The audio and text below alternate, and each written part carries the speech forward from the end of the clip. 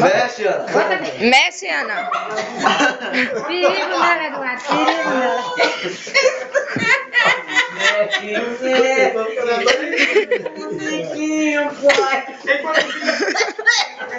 Tem o que, meu filho? Vários? Tem bem uns 10 a 12. A canjica tá o quê, né?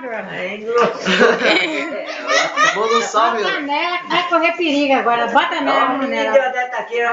Deixa que eu mexo. Bota nela, Não, só picando. bota nela que vai correr perigo, Eduardo. Troca. Deixa que eu mexo, tá duro agora.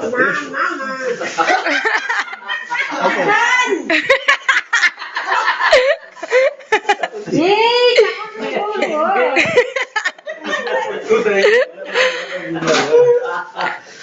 Vai ver.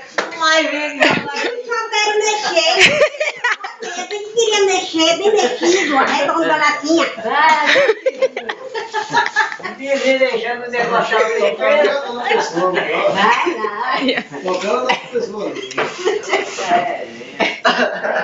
Olha que tá moda. Cruzou. Olha, não para, moleque. Deixa. Tá vendo? Cruzou.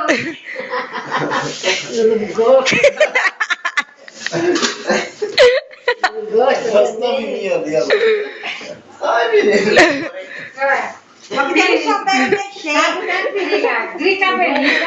Capita fio. Foi. É pronto. O que mais? Grita carozinha. Ela tá cheia de suor, tadinha. Tocar na pessoa. Aldó. Ela toma Aldol, é? É. Miguel também toma. Grita fogo. Aldó. Senhora, O quê? Grita carozinha. Olha, não para, moleque. Vai embora lá. Vai, visita na cama disso. Meu, como Não tem jeito não, né, vó? Não tem jeito não. Deixaram embuluar a canjica. Não souberam mexer, não foi, Ana? Ela vai Cadê, filha? Bota bem perigo. Cadê, filha? Cadê eu? Bora ela, vira ela. Bota aí, quando eu me ver. Peraí, vai, fala, que eu vou mandar pra tia Neide. Manda um beijo pra tia Neide. Não, manda um beijo pra tia Neide.